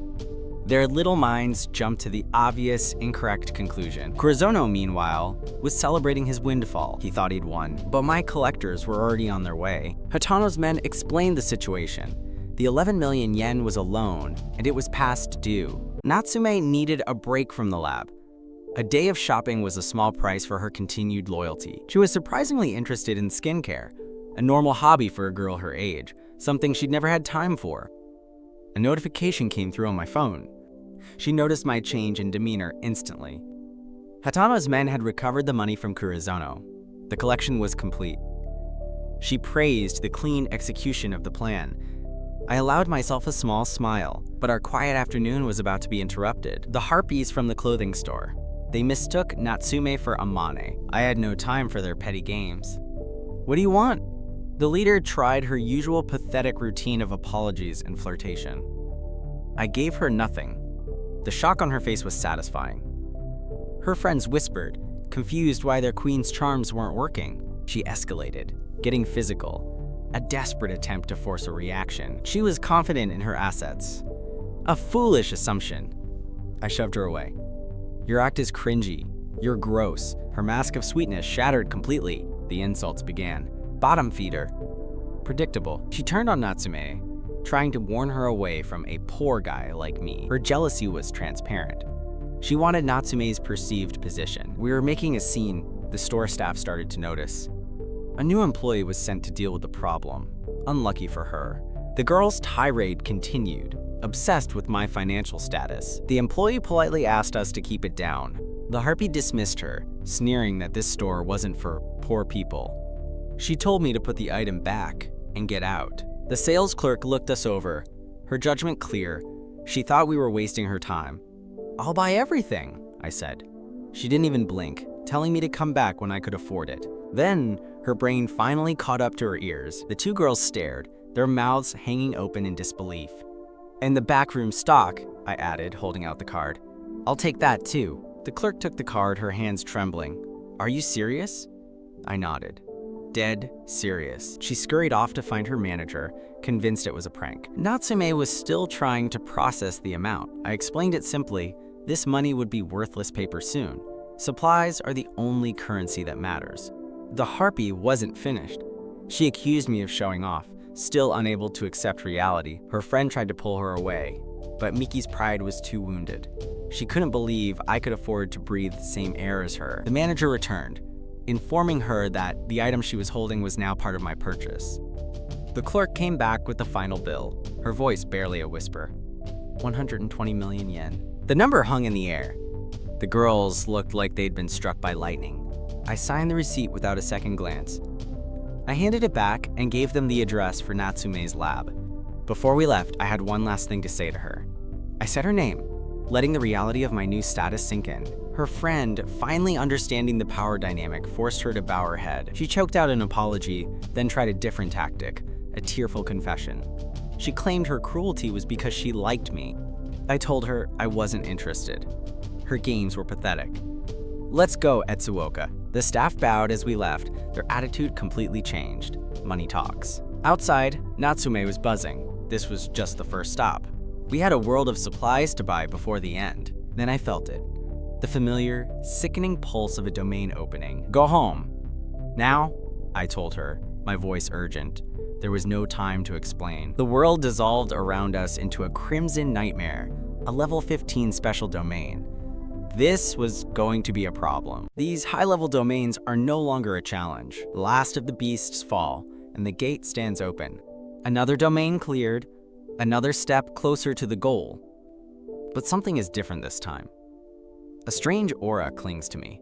The call comes through right on schedule. The money is there, get everything on the list. In the dead of night, an empty mall receives an unusual delivery. The lone guard hears a sound but finds nothing but shadows. The scale of the request is staggering, a list fit for a small army. With the supplies secured, only one thing remains. I need starstones. A flicker in the night sky catches my eye. It's another domain, a red omen. The end is coming faster than I thought. One day before the end. My colleagues wonder where the others have gone. She hasn't seen me since our last trip, and her worry grows. The prophecy says tonight is the night. And I'm still missing. Been a while. Their shock gives way to relief. My Onaka is back. There's no time. Get your things, we're leaving now. They don't understand, but there's no time to explain. He guides them to the waiting car, where his associate greets them. We have everything you asked for. Scoured every town on the list. They arrive at their destination, a massive warehouse. As the doors open, their jaws drop. It's a mountain of supplies, enough to survive the end of the world. Is this everything on the list? Everything and more. Enough to last us for years. Forget about storage.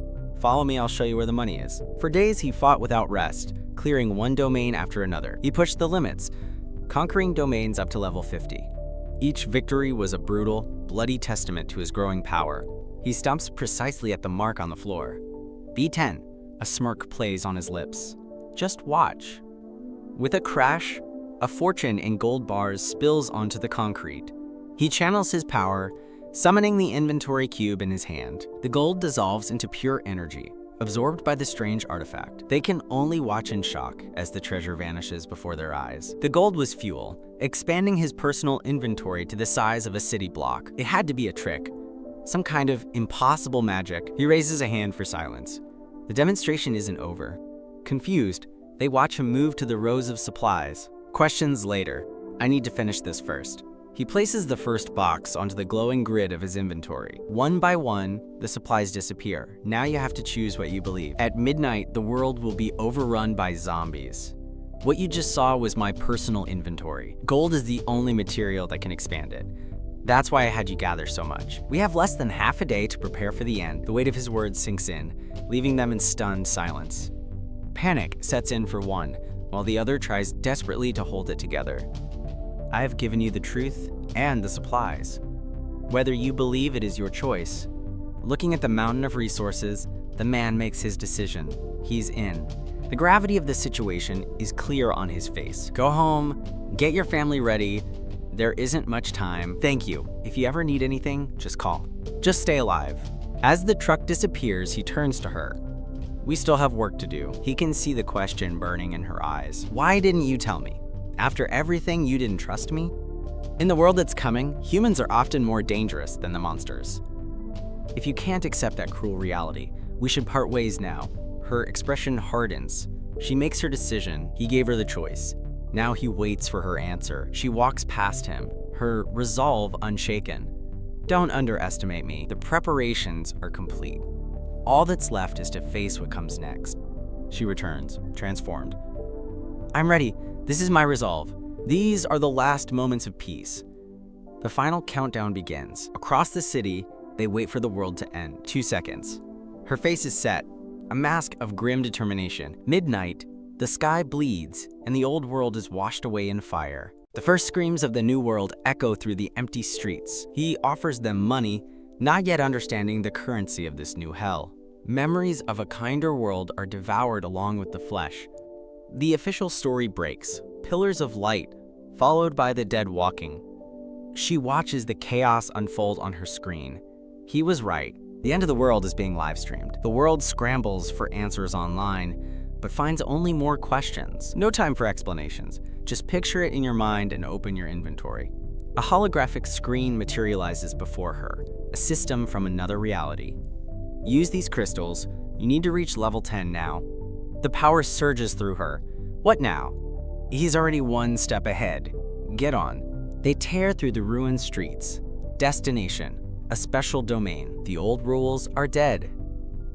In this new world, I will be king. I have to be the first one there. No matter the cost, I will achieve the Grand Slam. Up ahead, the red pillar of light bleeds into the sky. That's our target. Hold on tight. We're going in. A disembodied voice welcomes them to the trial. Her world dissolves into a crimson haze.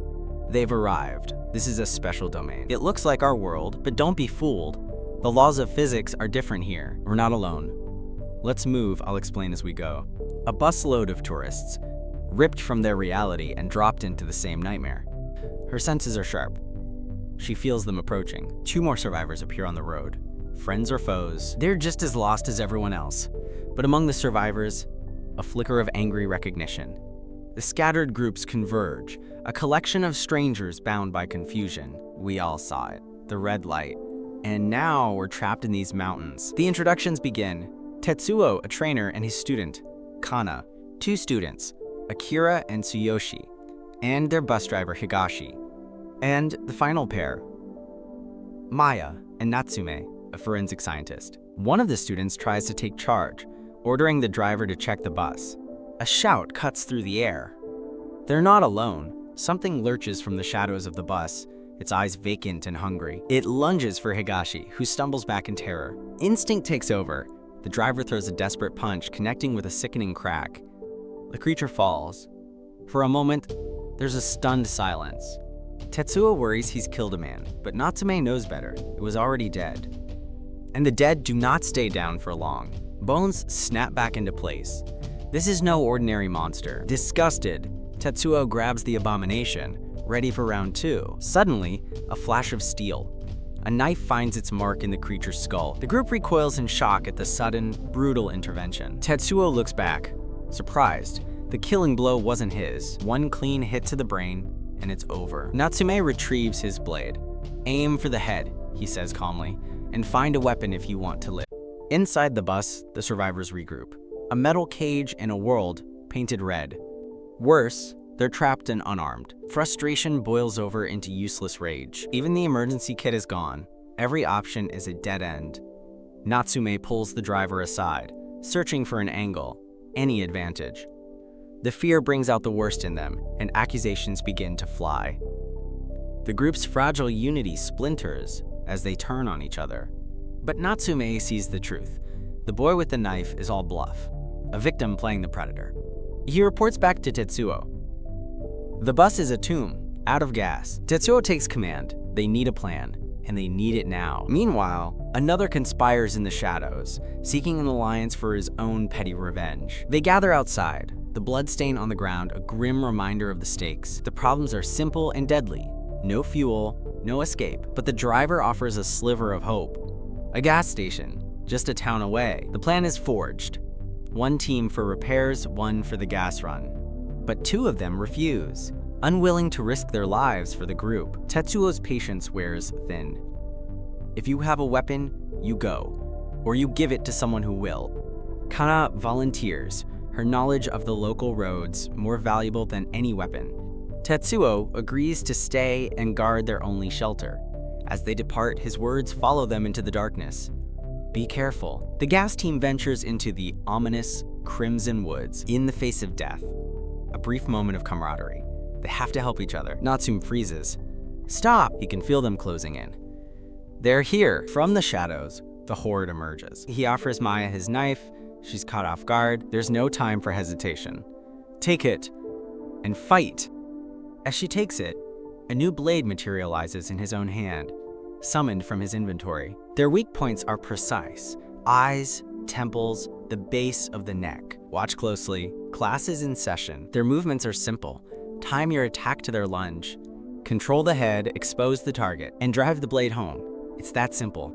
These early-stage infected are weak. Predictable. The women hold their knives, their hands trembling. Now it's your turn. The horde is upon you. The first wave hits, and their training evaporates into pure terror. Kana goes down, the creature's weight pinning her to the forest floor. Paralyzed by fear, she can only watch as death descends. His voice cuts through her panic. Don't get bit.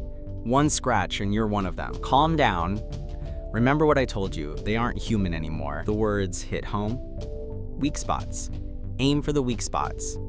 She musters every ounce of courage and thrusts the blade upward. The zombie shrieks, its eyes erupting in a spray of black blood. Her fear hardens into fury. She follows through with a desperate slash. With its neck exposed, she drives the knife through the spine. She pushes the body off, but something is wrong. The corpse is changing. Splattered in gore, she stares in shock at the bizarre transformation. While she fought one, he was fighting a dozen. Each strike is a perfect, killing blow.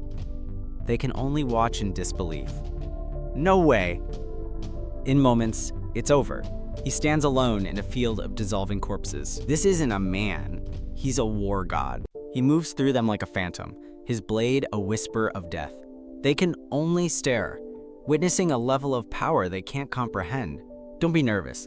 I'll teach you how to survive this. She has to ask, were you this strong in your past life?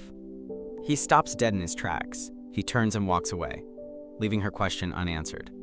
Outside the safety of the domain, the world is a feeding ground. Back at the bus, Tetsuo fights with his bare hands, a desperate losing battle. There is no escape. The horde swarms the bus, a tide of hungry dead. Trapped without weapons, they can only watch the monsters press against the glass. Panic turns to infighting. The real enemy is inside. Tetsuo's patience snaps. He's done protecting the ungrateful. Akira realizes his mistake too late. He chose the wrong side. You're too noisy. He holds the terrified man at the door, a human shield against the apocalypse. Someone tries to be a hero, A foolish mistake. The threat is clear. Stay out of it, or you're next. To protect the group, some must be sacrificed. He throws him to the wolves, a necessary distraction. From the bus, they watch the price of their momentary safety. His screams are drowned out by the gnashing of teeth. The swarm converges. Akira is gone. The survivors are left with the horror of what they've allowed to happen. The sacrifice bought them seconds.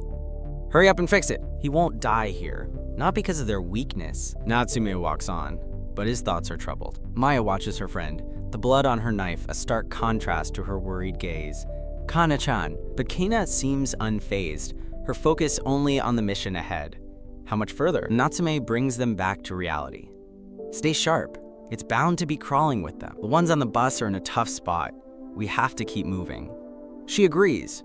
There's no turning back now. Still no special mission prompt.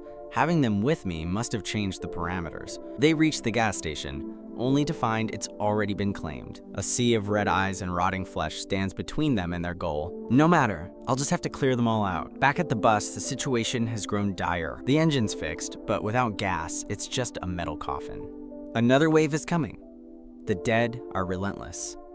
And leading the charge is a familiar, horrifying face. It's Akira. They're completely surrounded. There's nowhere to run. Tsuyoshi cracks under the pressure, his disbelief turning to desperation. He makes a suggestion, a cowardly, desperate plea. Sacrifice the driver. Tetsuo shuts him down. The driver is more useful than you will ever be. A decision is made. The weak link must be cut. Don't waste your breath, he says coldly, as the man screams, "Murderer!" His eyes glow with grim certainty. Your weakness is why you're going to die. Tsuyoshi runs for his life, his cries for help lost in the roar of the dead. From the bus, they watch him. Time is running out for everyone. As the driver's hope fails, Tetsuo's patience finally shatters. In this new world, fear is the only authority that matters. If the gas party doesn't return, he'll make another sacrifice. It's that simple. His legs finally give out, and a massive, bloody arm reaches down to claim its prize. His desperate flight comes to a sudden, stumbling end. Cornered and on the ground, he closes his eyes as death lunges forward. But in a flash of steel, the creature's head is severed from its body. The gas party has returned, and not a moment too soon. Tsuyoshi clings to his savior, his terror unabated. Back on the bus, the story tumbles out. One of them turned, and the horde followed. He explains how two were sacrificed to lure the dead away. Tetsuo wastes no time. The bus is fixed. Get the gas in now. But Tsuyoshi points a trembling finger. You threw Akira to them! The women from the rescue party stare in horror at the accusation. Tetsuo sneers, deflecting the blame. You ran while he died. You're no better. Tsuyoshi stammers, trying to explain it away as a misunderstanding. Tetsuo stands his ground. I did what was necessary for the group to survive. You didn't protect us, a woman retorts. You used us as bait. As another zombie breaches their defense, he roars back. Survival is all that matters. But then he sees it, and his brutal certainty falters. A new voice cuts through the chaos, praising a weapon. With a weapon in her hand, Kana sees her chance to seize control. She turns on Natsume, ordering him to hand over the weapons and the gasoline. Maya stares, betrayed. Kana-chan, was this your plan from the start? I promised Chosokabe-san I'd get him a weapon, she confesses. The betrayal is complete. Natsume is stunned into silence. But Chosokabe, now empowered, turns on his own ally. The weapons are mine. Try and stop me. But Kana finds her courage. She stands against him, declaring, I believe in Ichijo. He's the one who will save us. Chosokabe doubles down. I'm not taking orders from a student. The weapons are mine. As he threatens them, a shadow falls over the group. A new player has entered the game. A mission alert flashes in his mind. Eliminate the source of killing intent. His first mission in this new world, and the target is human. While the others panic, he stands unfazed. The mission parameters are clear. In a single fluid motion, he clears the board. Chosokabe can only stare in disbelief. That speed, that power, it's impossible. From their perch on the bus, the carnage is absolute. And then, in a blink, he's there. You're the one, he says, his voice cold as steel. You die now. Cowardice takes over. Chosokabe grabs the nearest body, a human shield. The The driver laughs, thinking he's safe. He doesn't understand the man he's facing. "You coward!" the driver spits, before a threat silences him. The shield means nothing. Ichijo's blade punches straight through. The blow lands, sending Chosokabe reeling. His silhouette fills the bus door, a specter of judgment. Defeated, Chosokabe grovels. "I'll do anything! Just let me live!" Ichijo's eyes glow. It's too late for that. Tetsuo sees it in his eyes. This isn't a fight, it's an execution. He knows he's next. He has to get away, get help, but there's no escape. A single kick sends him flying. "I had no choice," he pleads. Ichijo isn't listening. He remembers abandoning them, saving himself while they were left to die. "You're a liability," Ichijo states. "To prevent more victims, you have to die." In the reflection of Tetsuo's eye, he sees his own end. The system confirms the kill. Mission complete. Amidst the carnage, the grim task continues. They need the gas. But the dead are always closer than you think. He holds it back.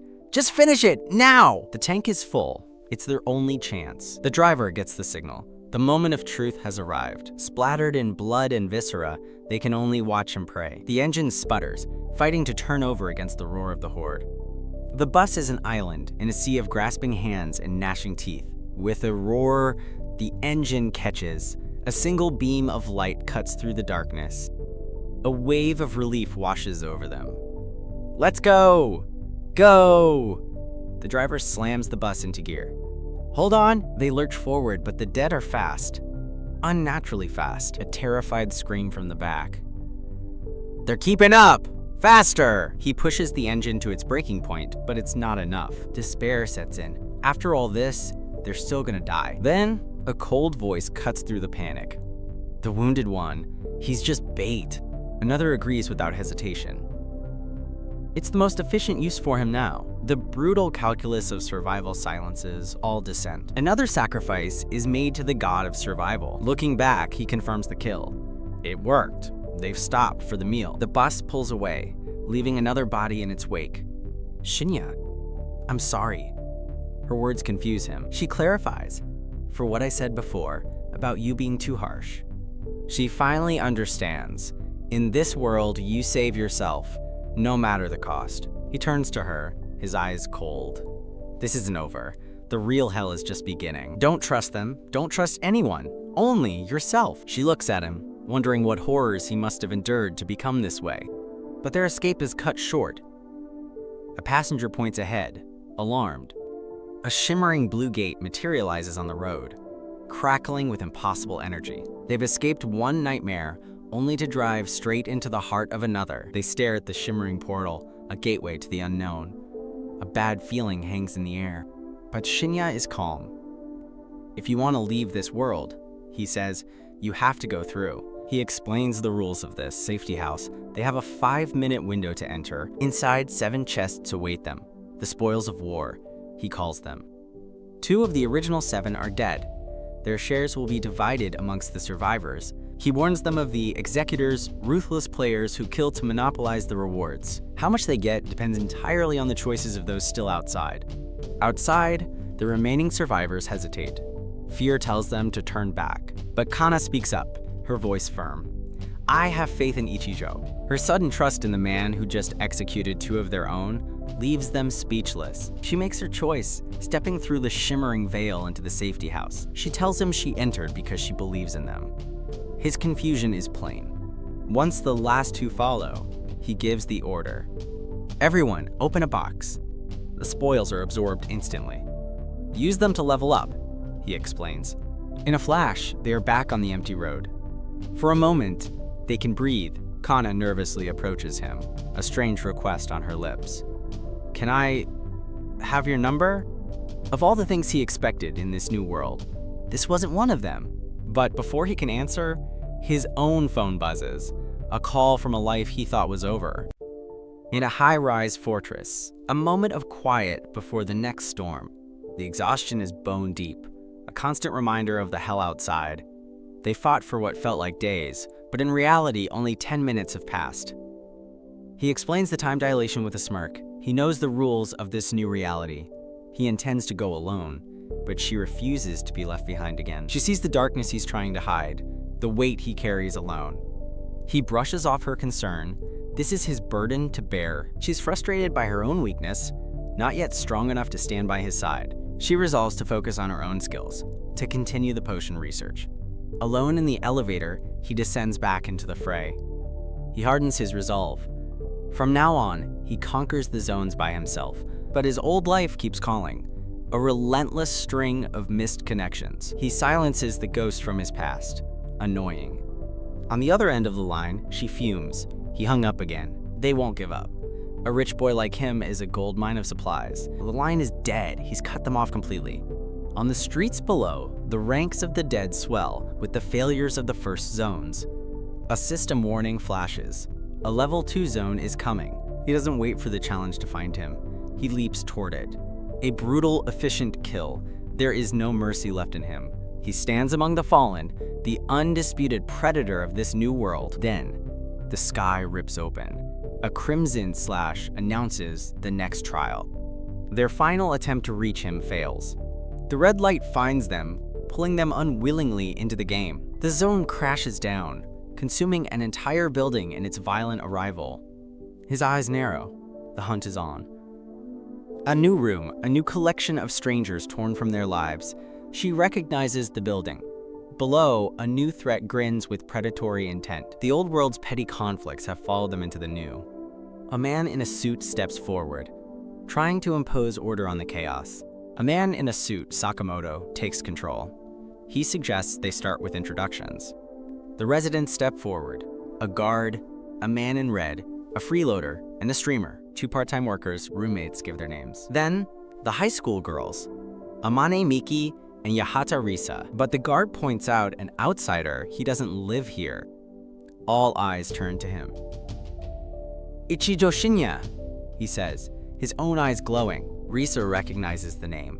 Ichigo, what are you doing here? Did you follow Miki? Cornered, he needs an excuse. Amane is his only way out. I came to see my classmate, Amane.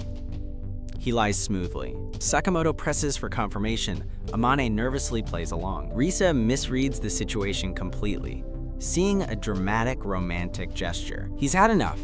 I have a date, I'm leaving. He ignores their warnings about the danger outside. The man in red opens the door, expecting zombies. He finds a blizzard instead, a raging snowstorm in the middle of summer. It's impossible. The temperature plummets. Close the door before we freeze. The icy wind howls through the room. A primal scream. Frost crawls across the glass, sealing them in. Amane can only stare, her world freezing over. The man who opened the door collapses. The cold is lethal. Ichigo scoffs internally. Amateurs. They should have looked for supplies first. He knows what this means. Opening the door was the trigger. They pull the man back from the brink. He's alive, for now. The frost thickens on the windows. They are trapped. This is a defensive zone. The objective isn't to escape, but to survive.